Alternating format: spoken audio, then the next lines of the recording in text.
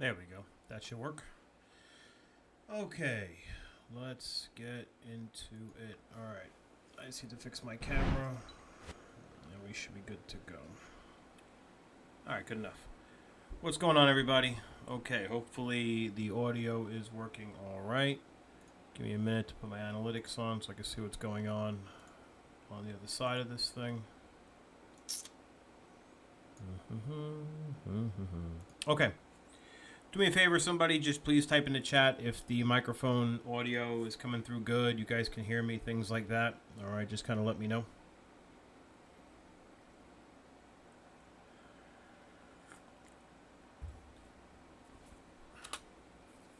Cool. Really quiet. Alright, let's see if I can up the mic somehow. Let me try.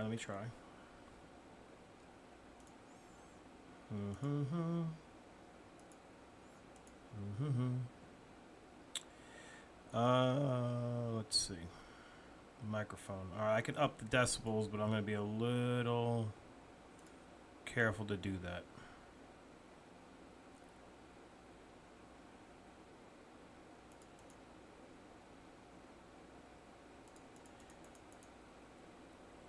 Okay, is that any better on the volume?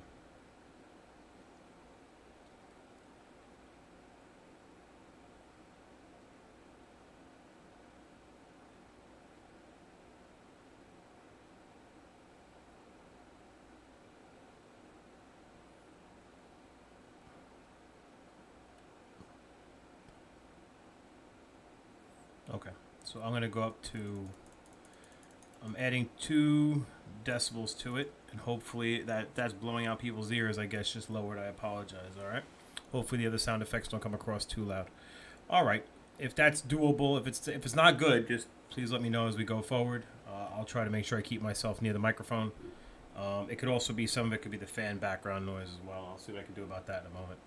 All right. Let me see. Where do I want to be here? Well, I certainly don't want that there. You need to move. Okay.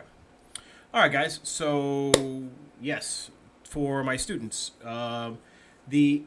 since we last spoke, my AP grades came in from last year, and they were extraordinarily good. So I hope you are enthusiastic about the opportunity to do as good yourselves. All you have to do is just do what I say, and you'll find that it works out just fine in the end. Of course, you are always welcome and able to do it your own way. And as long as you're succeeding, you're going to find I will never tell you to stop. Okay, so with all that in mind, let me get my big ugly mug off of the camera. And let's get into today's topic, because there's a good amount to cover. All right, that's where I want to be. Very good. All right. Okay, so East Asia is one of those areas where a typical high school social studies teacher is probably not going to be particularly well trained on the content. That's not a criticism, it's just reality. The number of teachers who come out of school, out of college, having trained in this stuff, and then go on to teach high school history is a pretty small number. So that said, I'm going to probably be talking, I will be talking about things that you have heard of in 9th grade that were almost certainly not correct. Or at least when you heard them, they might have been sort of, the teacher taught it the way it was taught to them, the way it's kind of always taught, and a lot of it is really not accurate. So, and the inaccuracies are a problem, because if you understand it accurately, East Asia becomes a much more understandable place. Now, let's start with the obvious. If I took a typical high school student, pretty much anywhere in this country, and I said, okay, here's China stuff, here's Japan stuff, here's Korea stuff, which is which? Most students will be unable to figure out the difference. Most adults will be unable to figure out the difference. There is a good reason for that. There is an extraordinary amount of cultural exchange in East Asia. And the simple fact of the matter is, China is the genesis of a good chunk of that culture. That doesn't mean that Korea and Japan and Southeast Asia are places that have carbon copied China. That is not the case, completely not. Instead, what we have here is a process we call syncretism, which is cultures take, another way to look at it is like selective borrowing. Cultures take the things that they find useful to plug the holes in their societies that either A, they as a culture or as a society have not yet found a solution to, or B, they see a foreign solution as being a better option.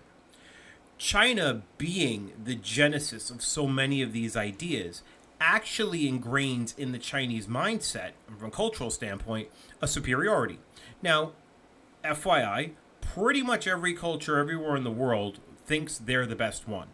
They pretty much have a belief that every other culture is barbaric.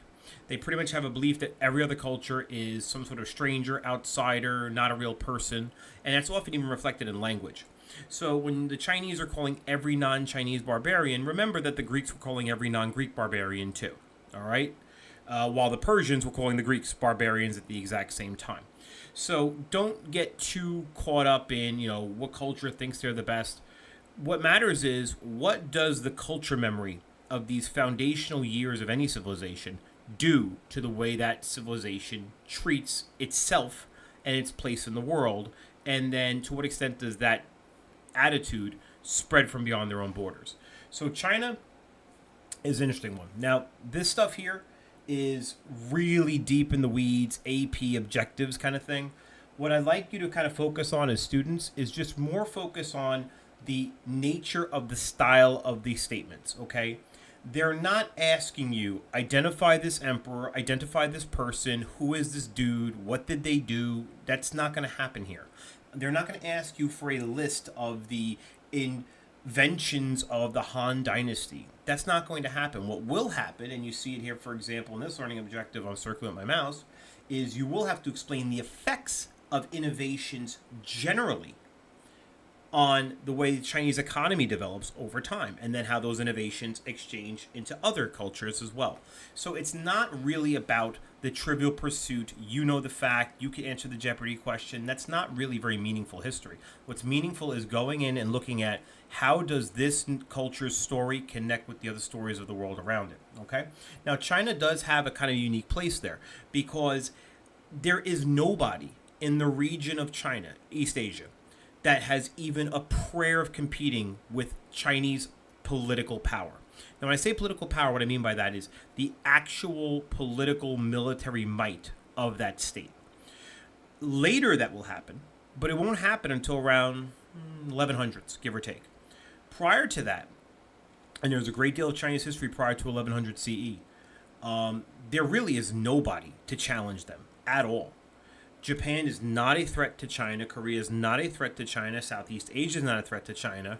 And there's a whole bunch of mountains between the Chinese and any of the states of South Asia, India.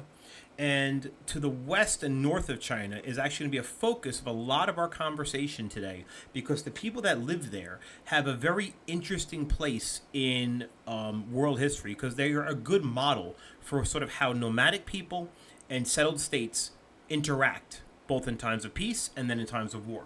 So we're going to skip past this, and frankly, we're going to skip past this. And let's start talking about geography. I don't think you can talk about any culture anywhere without understanding the world in which they live physically, okay? So we're going to be talking about the Chinese sort of history in a moment, but let's understand what we mean by China. First off, modern China, the modern map of China. In fact, here, give me a minute and I'll pull that up for you, okay? China. The modern map of China has absolutely zero to do with the historical China. I don't like that map. Hold on, let me find I just want a simpler world map. These are all, there we go, that's fine. Okay. So this is a simpler world map. I'm just going to throw this sucker right over here. Okay, so this map over here, okay? So you can see the yellow territory there is modern China. Okay, ignore it. Ignore it from the sense that very, very, very little of that is historically Chinese. Much of this is very late 20th century conquests by the Chinese Communist Party expanding its power. Much of this territory is not even inhabited by people who are traditionally Chinese. They're inhabited by other culture groups who are not sort of traditional Chinese. If you're going to look at what is traditional China, you really need to look at a map of, say, for example, the Zhou. The Zhou dynasty of China, which hopefully you were taught something about, that'll do. That's about right. What you see there is a very, very small portion of what, in fact, you know what? Let's use this map instead. Yeah, this is good. That's a very small portion of the previous map we looked at. Modern China's borders are massive. Traditional China has traditional geographic borders. Now, what exactly are those borders? So let's talk about it. If you look here at this map in the top right hand of the screen, what you have are the two main rivers that have served as the traditional boundaries of what the Chinese would consider China. The first is the Yellow River, the Huanghe, for those of you who studied it last year. And you can see the Huanghe takes this northern turn and then comes eastward and then drops hard south. That northern sort of flat east-west of run of the Yellow River, that is the traditional northern border of China. Where's the Great Wall of China, you might be asking? There is no Great Wall of China back then. Okay, the Great Wall of China you see today is a very modern thing by historical standards. There is no Great Wall of China back then. There's a couple of other river systems here, the Wei, the Jing, the Han, the Huai, and then the most important southern river is the Yangtze, or the Changjiang River, same river. And what it basically is, it's the southern border of China. And you can see that this river, the Yangtze, ends up going out to the sea. You should also notice that most of these rivers run east-west. There are not a lot of natural north-south rivers in China. That's important. It's one of the reasons the Chinese will build man-made rivers, which is a marvel for their day. But that is sort of the traditional kind of boundaries of China, and they're very much east. So you can see these kind of capitalized words here: Wei, Yan, Qi, Lu, Song, Kai, Shen, Chu, Wu, and so on. Zhou. These are the states of something called the Zhou dynasty. Now we'll come back to that in a minute historically. I want to go back to the geography. On the top left, you see a place called the Los Plateau. The Los Plateau exists basically up over here, and it is the source of where the Yellow River gets its name. So let's talk about what rivers do. This is true whether you're talking about the Nile River. This is true whether you're talking about the Indus. Any of the river valley civilizations you studied have the same basic pattern by which they live. And that is, there is a fertile, so rivers originate obvious, well, I guess it's not obvious. Let me back that up. I don't know what's obvious to you. Rivers originate in highlands, right? Where do rivers come from? Water doesn't just appear. They come from, typically, natural snowmelt from mountainous areas that feed rivers all year long and otherwise collect rainwater from rains that channel or funnel into rivers. Those rivers empty to the sea. There are no rivers that go from the sea inward. That doesn't happen, okay? So these rivers all empty into the sea. So something like the Yellow River, you could see, originates quite a bit west of what is traditionally China. Why do people live around rivers? It's not just because rivers are a source of water. That's an obvious reason. It's not just because rivers are useful for carrying away human waste that would otherwise be dangerous to keep around your community. That's another obvious reason. But it's also because many rivers tend to have very fertile deposits that settle on their riverbeds. The kind of generic term for this is silt. S-I-L-T. You probably heard of this, for example, with Egypt, where the Egyptian Nile River would flood, and that flooding would make silt basically rise up to the surface. And why would that happen? Well, it's very simple, actually. You can kind of do this at home if you wanted to. Go get sand, go get something that's not going to dissolve in water. Say sand, okay? Put sand in a bottle of water. If you leave it, it'll settle to the bottom, right? It's heavier than the water, it'll settle to the bottom. It'll displace the water will rise up, and the sand will be the bottom.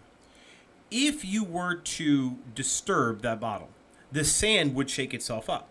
It would once again sort of disperse within the water. So when floodwaters happen, where do floods come from? So every river, mostly every river, but especially these particularly big rivers, every year there is that snowfall that accumulates in the mountains, and then as the summer season comes, the spring season comes, it starts to melt off. That melt off has to go somewhere, and that water funnels, usually in a relatively short period of time, into these rivers, causing a disturbance of the sediment at the bottom of the river. This will make the river rise, and it will exceed its banks. This is both good and bad. It's good if it's predictable, because if it's predictable, or if it's at least a predictable amount of flooding, then You can keep your community far enough away from there, but close enough that you can still protect your interests there. Because once that water comes up, it's bringing with it that sediment at the bottom of the river. It'll settle into the land on the banks of the river. And when the river finally goes back to its original size, once that flood water has come through and then dispersed out towards the ocean, which might take several weeks, it could take some time. When that finally happens, what you're left with is the very fertile sediment that has settled in the bottom of the river and is now sitting on the river banks. You can farm that. If you think that people are able to just go into the deserts of Egypt and farm in the desert because they have some magical apparatus that lets them do so, you'd be wrong. The only reason they can do it is because of these annual floods. In fact, hot secret, the Nile River, of all the early river valley civilizations, the Nile River is by far the most reliable. Here's how you know they're the most reliable. Every other culture, whether it's the Tigris Euphrates with the Mesopotamians, or the Yellow River, Huanghe River with the Chinese, or the Indus Valley people, all of the other cultures that are not Egyptian, their mythological stories about their rivers are full of misery, because the rivers are kind of unpredictable. When they flood, it could be a good year, it could be too much of a flood, and it could devastate the local community. Floods can destroy communities and could kill many people.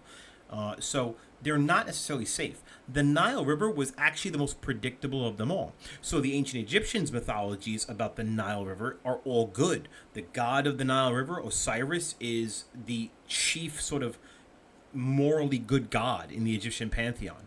For all these other cultures, like the Chinese called the Yellow River the River of Sorrows, they're not good mythologies around them because the rivers are very unpredictable. They're necessary, but they're very unpredictable. So river valleys flooding is a key feature to creating the possibility for a settled community. Because if you ever have a garden in your home, you'll know this. You cannot keep planting the same crops over and over and over again in the same land, because you will deplete the specific resources, the specific nutrients that that crop needs to succeed in that particular land. I'll prove it to you. Go to your front lawn and look at your grass. Your lawn is a crop, and it will die on you and do poorly year after year after year unless you fertilize it. Why is that? Because that crop is sitting in the same soil every year, and that grass consumes all those nutrients every year. So what we do as people who have lawns is we artificially pump. It could be organic material, but you're artificially pumping fertilizer into your cropland because that crop has long since depleted any of the natural grasses that would grow there. That's why without that kind of sort of fertilizer reinforcement, your grass will not perform well. It needs a lot of help. Now, if one year you had grass and then you just killed it all off and then planted clover the next year, the clover would grow extraordinarily well because it's a different set of nutrients. If you got rid of the clover that year and the next year you went for, dandelion, it would grow extraordinarily well. That's why weeds do grow so well in most untended lawns. It's because the nutrients for the weeds are in great supply, while the nutrients for the grass are in short supply because you kept growing the same thing over and over. The river flooding creates very much a similar effect as you fertilizing your lawn. It's nature's natural fertilizer. Every year that sediment comes down the river and washes back up on the shores and resets your cropland again. It's really kind of a natural miracle. So that creates the possibility for this. In China's case, this region up here, the Los Plateau, as you can see, looks dry and deserty. In fact, that soil is extraordinarily nutrient rich, and it is dry. So when seasonal winds come, it blows the sediment here, this loose soil, into the riverbed, settles in the Yellow River, and gives the Yellow River its characteristic sort of tannish color, and that is why it's called the Yellow River. That tannish color is the sediment of the Los Plateau, what is called Los, that silt, let's just call it silt, settling into the bottom of the river, and then when it floods, it ends up going into the entirety of the river valley. Most river valleys operate the same way. So cultures will tend to congregate around them, grow crops around them, and over time, communities might decide, either through force or through agreement, to expand their reach of any one community to be, say, several settlements joined together in something like an alliance. And if you do that, you start to create a state, right? What is a state? A state is basically, let's talk about the word state again. State in Americans' parlance means like small political unit, but that's not the case in world history. Most places in the world, for most historians, for all historians, the word state means country. All right, so when America was created, the idea was you would have a bunch of independent countries. New York was a country, Virginia was a country, Connecticut was a country, and they would work in a loose alliance, right? And that was the United States. You could have reimagined our country's name as the United Countries of the continent of North America. That's really what the original plan was. So when we say the word state in this course, we mean country. So you get a couple of cities or settlements together, let's not call them cities yet, and they start to have a singular political rulership or some singular political leadership structure, and then you've got a state where there's going to now be a hierarchy of power and some governing apparatus to make that work. Now, China did this through conquest. And the most important early state of China was the Zhou dynasty. Now, we call them a dynasty because they are, and I'm going to just go ahead and click to this map, they are a series of rulers from the same family. Now, what you see on this map are the territories that made up the Zhou dynasty, the independent states of the Zhou dynasty. Now, how independent were they? Well, when the Zhou were founded, and this was probably something that was maybe covered in ninth grade, but maybe not. Basically, a singular family, the Zhou clan, conquered what you see that's colored there and established their dominance over the region. To rule effectively, they created a feudal system. Now, feudalism is something you should have covered in ninth grade. Probably you covered it very basically when it came to China and the Zhou. You probably covered it far more in depth when it came to Europeans and knights and things like that, vassals and lieges. You might have covered it in Japan when it came to, say, the samurai and the daimyo. But in the case of all feudal systems, all a feudal system is a system in which the king does not have, and it could be any title you like. I'm going to use the word king here. The Chinese call them the son of heaven. The Japanese is the shogun. Any king you want, where the king simply does not have personally enough power to actually run the country themselves. They need help. And typically the help you go for is your family. So if me and my brothers and my cousins and a bunch of us in my family, Clan Malvagno, we conquer this territory. Cool, right? I'm the new son of heaven, right? I'm Malvagno, Emperor Malvagno. I'm the son of heaven. Okay. I don't have enough personal power to have conquered everybody. That's why I needed my family to do it. I didn't have enough men. I didn't have enough influence, enough money, whatever it might be. So now that we've made this conquest and we created this state, what are we going to do about it? Well, the only real option is to split up rulership duties to my family. Now, this might seem like a sound idea. Like you trust your brother, you trust your cousin. And in fact, you probably can trust your brother and cousin, even in these circumstances. Here's why. Shared trauma is a real thing. And if me and my brother and my cousin and my good friend, who might as well be a brother, if we actually fought together, bled together, see our family members, our children, our cousins, our friends, our neighbors die in support of our cause. We walked those battlefields. We saw men screaming for their mothers with their legs cut off. We saw that. And we know what it took to get what we have. Honestly, in most cases in history, there is going to be some significant loyalty bond among us. We are like truly that band of brothers. Like we really did go through actual hell to forge this new kingdom. And we're going to keep it. Now, I understand as the ruler that you didn't do this out of charity. You did this because you also wanted a slice of the eventual pie that we were going to get by conquering all this place. So, I name you, my brother, Lord of Chu. I name you, my cousin, Lord of Qin. I name you, my friend, Lord of Jin, and so on. And you rule these various places, okay? That works, and in feudalism, we'll have a sense of mutual obligation. I help you. I give you a good deal of freedom to rule your territory as you wish. You give me loyalty. You give me taxes. You give me military support. This is how it works in Europe during the age of feudalism in Europe, with the Middle Ages of the knights and the lords and the dukes and so on. This is how it works in Japan with the samurai and the daimyo. It's how it works in China in this era. The problem, of course, is, and you know this yourselves, if you've ever been sitting down at like a family dinner and you've got a couple of older relatives, maybe your parents, your uncles, your aunts, sitting around at a family dinner, maybe a holiday dinner, and they start talking about family members you don't know. My uncle always talked about my great uncle Tootie. I never met my great uncle Tootie. Great uncle Tootie was dead long before I was ever born. But they always talk about how he was a funny guy and his jokes and whatever. To them, Uncle Tootie is a very, very important part of their childhoods. To me, he's a name in a story that they tell I have no connection to. As generations go on, the bonds that keep these families loyal to each other don't matter anymore. Like, who's your third cousin? Can you even name them, and do you care? Do you even know all your first cousins? Do you care what really happens to them? Maybe you care about some, but not so much others. Now imagine if your cousins were, again, like, I used to see this all the time. Family members talking about other family members with fond memories that I had no clue who they were. And it is very much the case, for example, that my father and his brother are very, very close.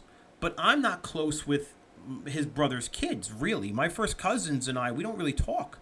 We never really talked. In fact, if I saw them in the street, I wouldn't know what they look like. It's just the way it is. Like, I went my way and they had their way, and it was just different. My father and his brother have an unshakable bond. My father's child, me, and my uncle's child, them, we don't have that bond. So the family loyalty that's meant to keep this kingdom together will not survive the generations. And inevitably, people stop caring that they're in fact related to the king. Instead, they start saying to themselves, you know what? I want more power. I want more independence. Oh, by the way, I am the Lord of Chu. My grandfather was the Lord of Chu, and I have a problem with the Lord of Qin right now. And I don't care if him and I are cousins. I got a problem, and I'm going to the king, and I say, the Lord of Qin's a jerk, and I want something done about it. I want to be able to invade him, and I don't want you getting in my way, O king. And now, as the king, I have to make a hard decision. Do I let one cousin war on the other? If I tell the one cousin no, there's a very good chance that he eventually betrays me. Maybe I have a lot of enemies out there. Maybe he sees himself as possibly the new king. So these kind of loyalty dynamics are real, and they are what break down systems. You can't keep a government running generation after generation after generation with family loyalty bond. It's not good enough. You need a system. And this society is the one that creates the system that will eventually run China. So I harp on this period because you need to know what is sort of the primordial mess in which a culture is created. And this is the primordial mess in which China is created because, as I said, these bonds break down. And what ends up happening is right there in the heading of the slide. China enters a thing called the Warring States period. Let me put this in perspective for you because this is a really hellish time in very, very early Chinese history. This is before there's ever even the idea of a Chinese emperor. No such person exists yet. These states, run by distantly related family, go into war with each other. And they start to eliminate one another, conquer each other. The original rulers were the Zhou. And you could see by this era that they are in fact reduced to nearly no territory because they are in fact on their last legs. And other states like Chu or Wu or Qin are much, much bigger. Now, these states will enter into this warring period, and it will be more or less on again, off again warfare for something to the tune of about 400 years, 500 years. To put that in perspective, my students, America has, 1787. We're not going to hit 300 years until we get to 2087. So you're looking at a time period of civil war that was much longer than the entire history of your country. In American history, we make a huge deal out of a 3-year civil war. It is a seminal moment in American history. This entire civilization, the world's most populated place on earth, was plunged into a civil war that lasted longer than all of American history has been around. Now, In the middle of this mess, people were looking for a solution. I want you to understand something.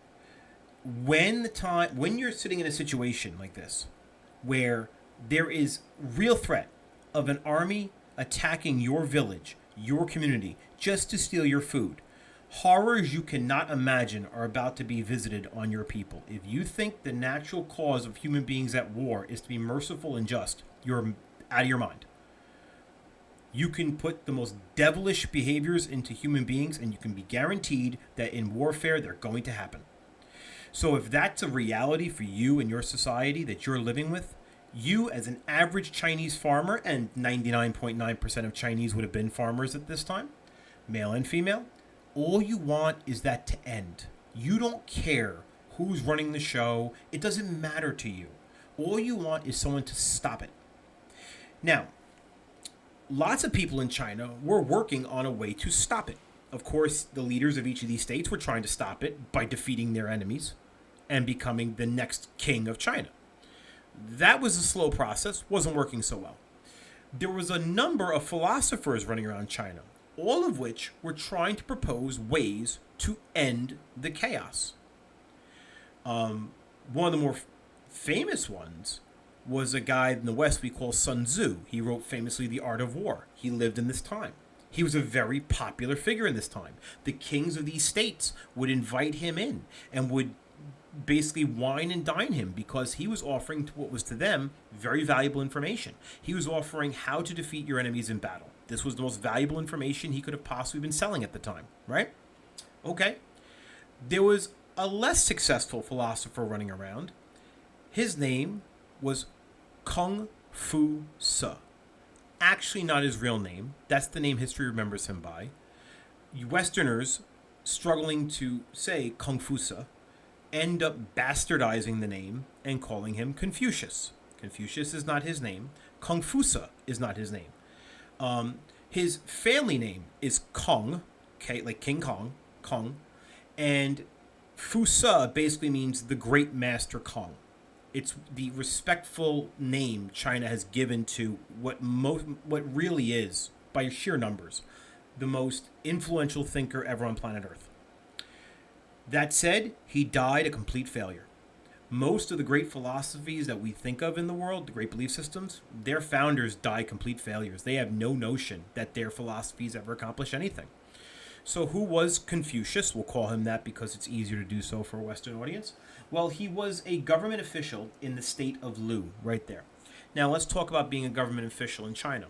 In China, the rock star job, the sports athlete, singer, movie star equivalent job in society was to be a government official. This was always the case. It's been true since before China had imperial dynasties. Government jobs working for the ruler was always the most prestigious job because it paid the most. And as you'll see, China develops a bureaucracy very early on, and it becomes the way in which to advance in society. It is the mark of pride. It is the most important thing. If you can get a government job, you are a winning human being in the Chinese mindset. So uh-oh, my stream just buffered. Hold on. It is the most important thing. Why is it doing that? Okay. Sorry. I'm just going to put a chat message in. Okay, stream just buffered on my end. Let me know if you still can hear me, please, once the buffer fixes. Okay. I'm going to carry on in hopes that we are, in fact, working. It seems to be. Okay, so, sorry. So he is working, Confucius is working for the state of Lu as a minor government official, and he begins to basically send his resume out to other people and other states and explains his philosophy. So what is Confucius's philosophy? His philosophy is that, and his logic is, the reason society is in chaos is because people have forgotten the lessons of the ancient Chinese, who preached that there must be a stratified social order so everybody in China knows their place. Now, you may have learned about this last year. You should have learned about this last year. It's called the 5 relationships, okay? And the five relationships demonstrate sort of the greater to lesser relationships within Confucian thinking.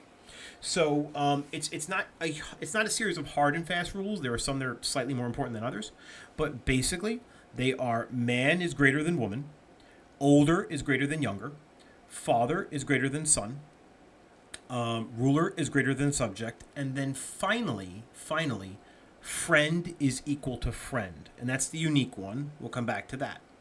But all the rest basically work like this. In Confucian thinking, there must be somebody in charge, and everyone needs to know who that is immediately, and everyone needs to know where they stand in the pecking order. So I'll give you a very simple Confucian setup. I take 10 men.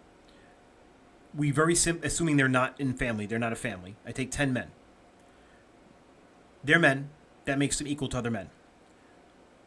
What differentiates them then? Their ages. The oldest one is the most important, the youngest one is least important, and that's that. If any decision has to be made or anybody has to take a leadership role, the oldest one is the person expected to do it. Everyone else is expected to defer to their opinion, and that's it. Now, you can add in some complexity to that. So, for example, what if, in fact, some of them have political positions? Like, for example, there is a man, he's not older than the other men, but he's a government official.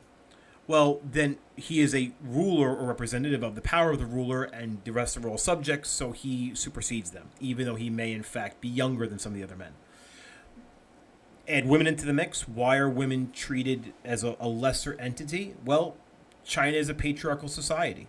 They are not just patriarchal, meaning the power is male-driven. They're patrilineal, meaning the property is owned by men too. That's two separate things, by the way. You probably heard of patriarchy or patriarchal societies. That's power. But patrilineal or matrilineal societies refer to who owns the property and passes it on generationally.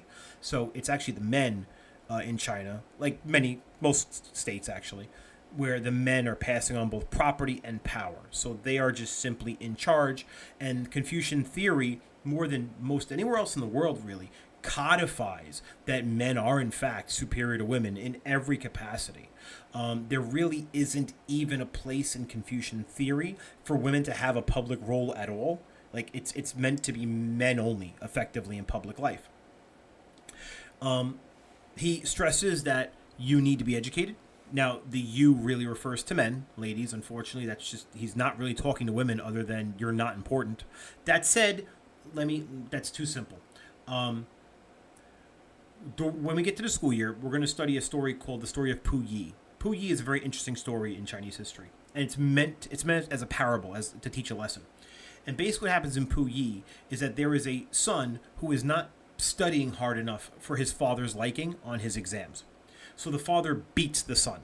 Totally within the power of the father, by the way. He is 100% allowed to beat his son anytime he wants to. Of course he can. He is the father.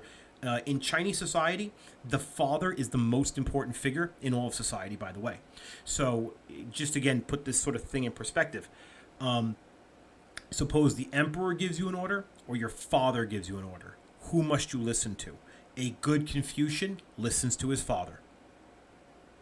A good Confucian, if it goes with father, not with emperor. The father is the most important thing in your life, and in Confucian theory, the family is the most important unit. Now, in the story of Pu Yi, this is a summary of it, but we'll read the document when the school year comes around. Basically, Pu Yi is getting beat by his father.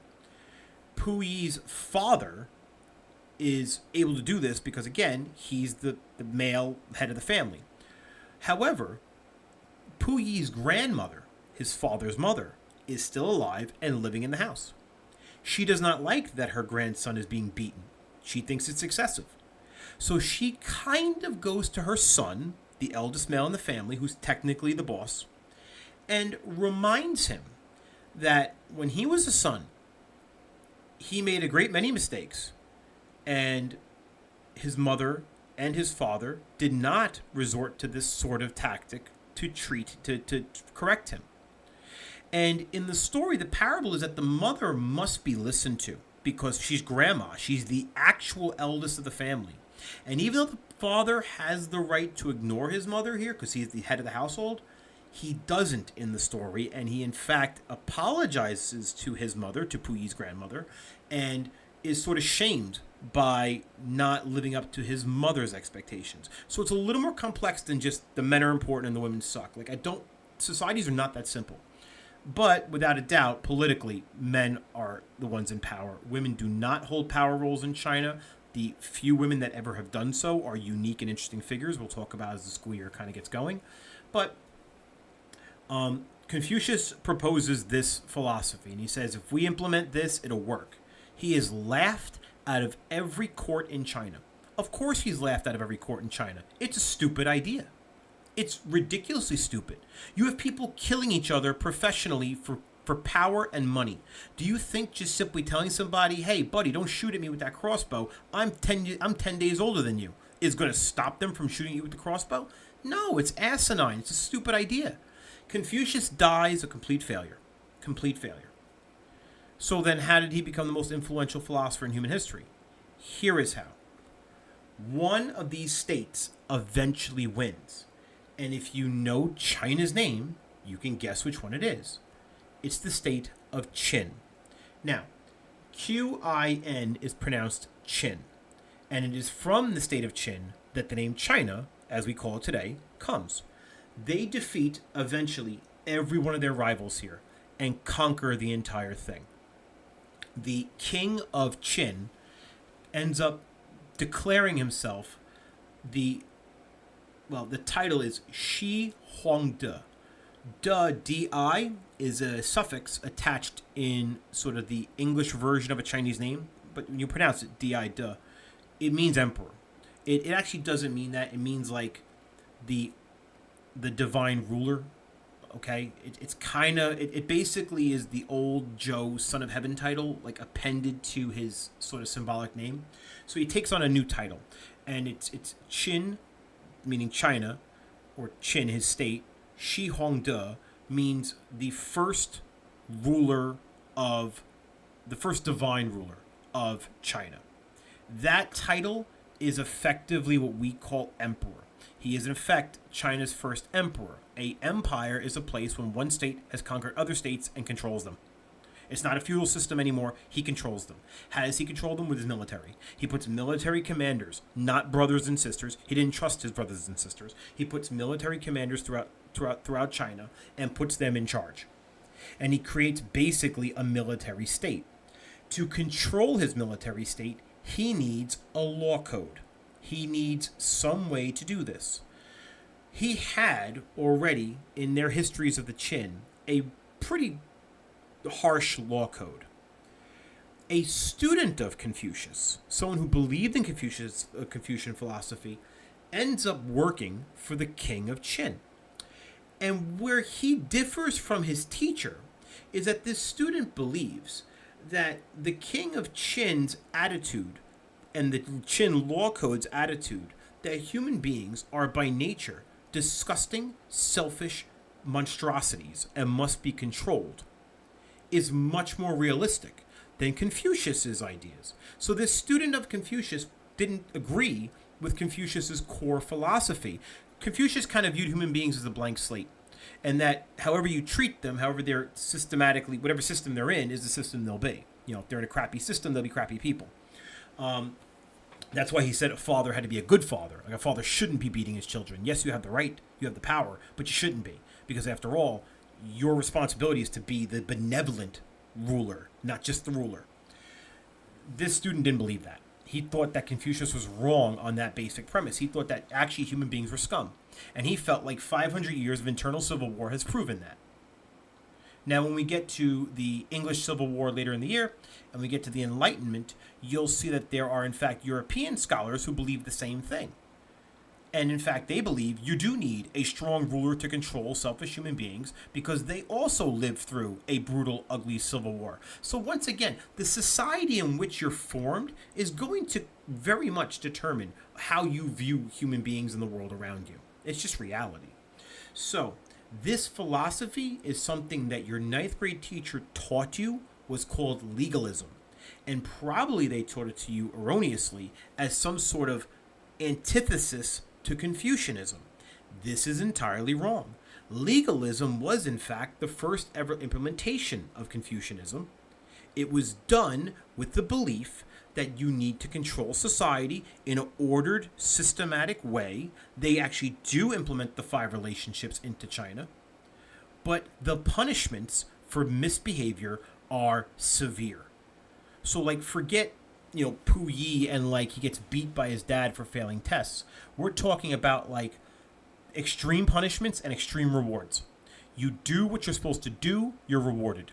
Because, again, you're a selfish human being. So I can motivate you with selfish rewards. But you're also a selfish human being. So that means if I don't punish your bad behaviors, you will exploit those opportunities. So you get punished severely, executed. And the ruler of Qin was a brutal bastard. I mean, he really was. He's a very interesting figure. You'd have to really delve into his history to give him a fair shake. Because on the one hand, he's a great hero. Because he ended China's worst period of its history. This was the bloodiest, nastiest, ugliest period of Chinese history.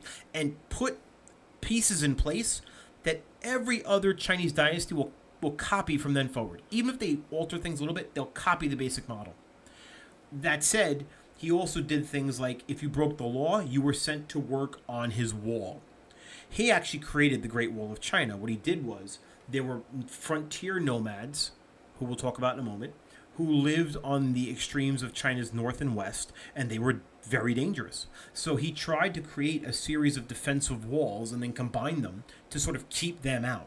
It was nothing like the modern Great Wall. It wouldn't have looked anything like the modern Great Wall. It would have been made out of mostly clay brick and wouldn't have been, nowhere near as high or as complicated.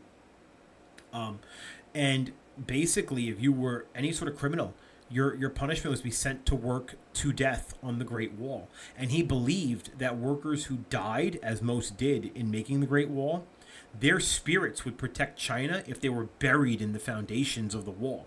So basically, as the wall was being laid, clay brick by clay brick by clay brick, when workers died, they were tossed in the line and their bodies buried there and then bricked over, so that way their spirits would be trapped to protect China. This emperor became so paranoid about his situation in the afterlife that he began to seek out an elixir of immortality. This is real. Where he really wanted to live forever. And the reason why was because he had been such a successful conqueror and such a brutal ruler, he began to fear that in the afterlife there were like millions of spirits waiting for him to get him. So to protect his soul, he took some precautions. The first was he sought out an elixir of immortality, which will actually end up killing him. We'll talk about that in a minute. But then he also famously built the Terracotta Army. If you've ever seen, and I'll show it to you, the Terracotta Soldiers of China. So terracotta is just a clay, basically it's a type of clay mixture, or clay substance. And this is the Terracotta Army. You've all seen this. You don't need me to show you this. This is the scale of it. I mean, this is legit. Those are individual soldiers. He had these made so that way the spirits of his men, and there is some rumor and speculation that the faces of these soldiers are in fact modeled after individual soldiers. Now, we do see copies, but like, for example, the way these guys are made, and you can kind of see it, the heads just inserted into like a static body. So like the bodies are all copies, and then the heads are like, there's like, a couple dozen unique faces, and they're inserted into the bodies. And the idea was to create a spirit army to defend his soul in the afterlife.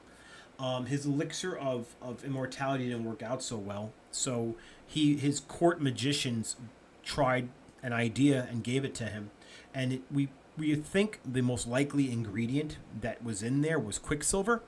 Quicksilver was the sort of medieval ancient world's term for mercury. Mercury will kill you, will give you cancer. You shouldn't drink mercury. Don't do that. And it almost certainly helped lead this guy to an early death. When he died, he was hidden in a massive tomb he had constructed as almost like a fortress. We know where it is. The Chinese will not open it. There is a deep sense of suspicion because he, placed a lot of curses and promised people all kinds of horrors if they ever breached his tomb. So we know where it is. It's a hill that's right next to where the Terracotta Army is, but the Chinese archaeologists do not and will not breach it. It'd be a very interesting find, but they just won't do it. They will not mess with this guy. So anyway, his empire falls apart effectively immediately upon his death. His son is not a scary man the way dad was. Dad was the most prolific conqueror in Chinese history. Son was a schmuck.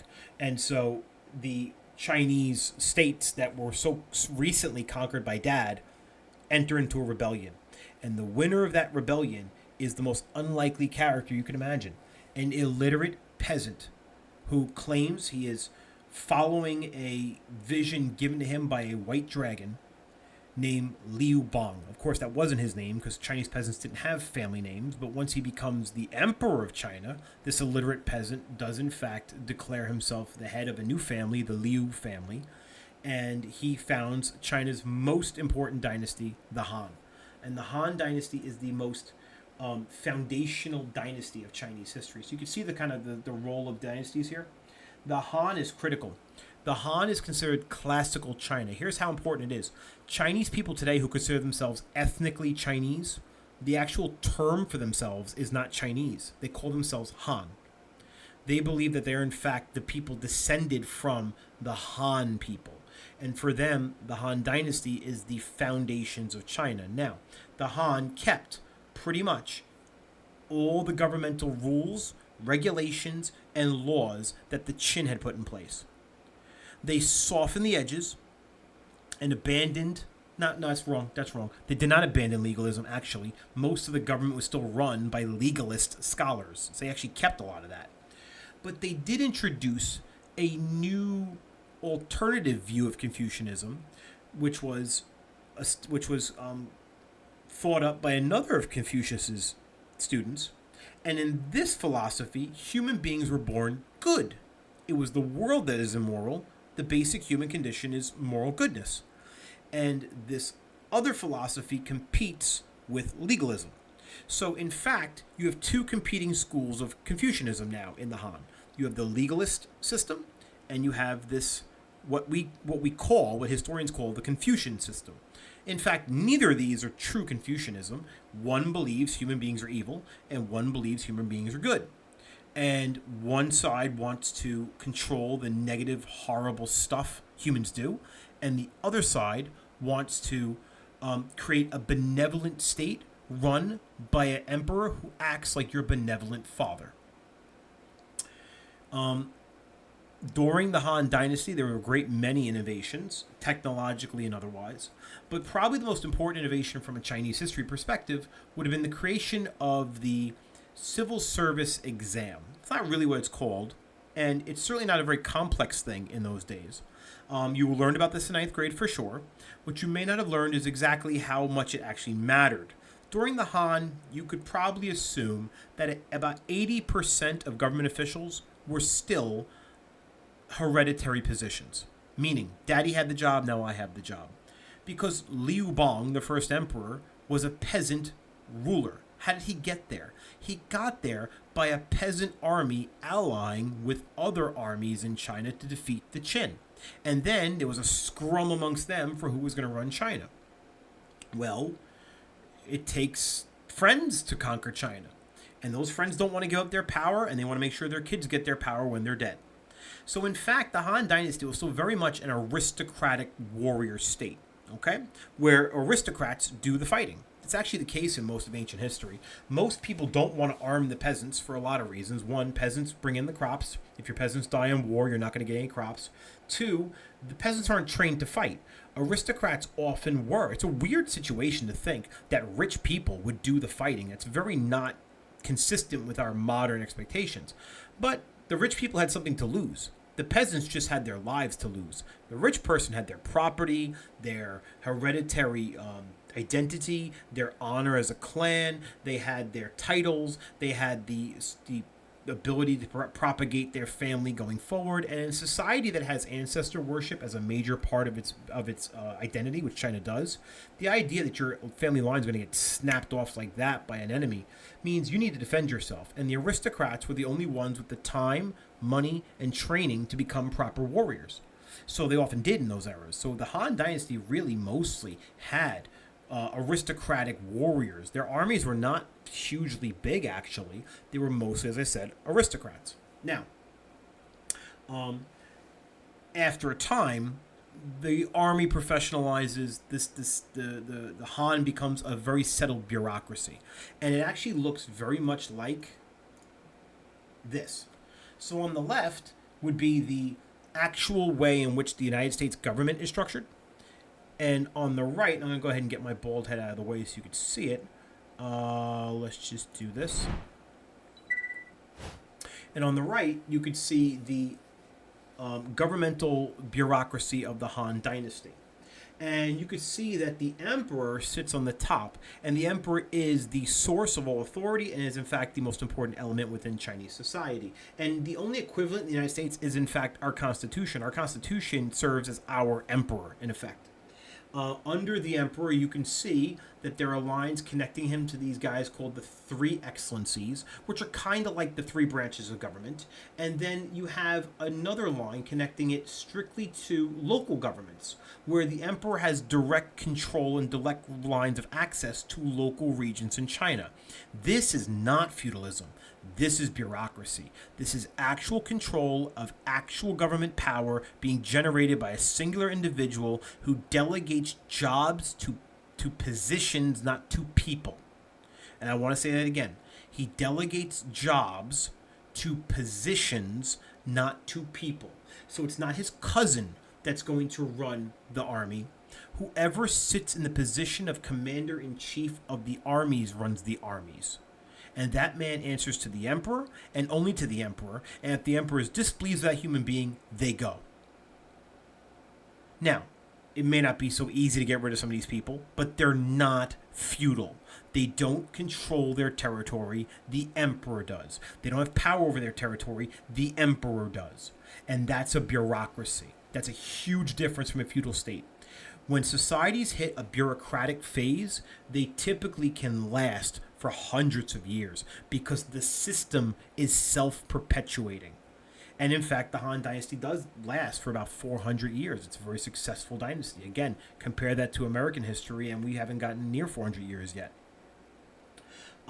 So that's kind of the basics of how Chinese bureaucracy arrives, how Confucianism becomes a very important part of the entire system of Chinese society. We'll talk, this is going to be a two-parter. Next time we'll talk about the arrival of Buddhism and then how China sort of matches up with its counterparts here in Japan and then other civilizations around the world. So while China is making the Han, what is everybody else up to kind of thing? All right. So we went the full hour here, and I didn't stop talking once, so I'm hoping that you guys were able to hear me. If not, I guess that's a shame. Anyway, thanks for tuning in, guys. I appreciate it, and I'll let you know when we're doing the next live stream. Have a good night.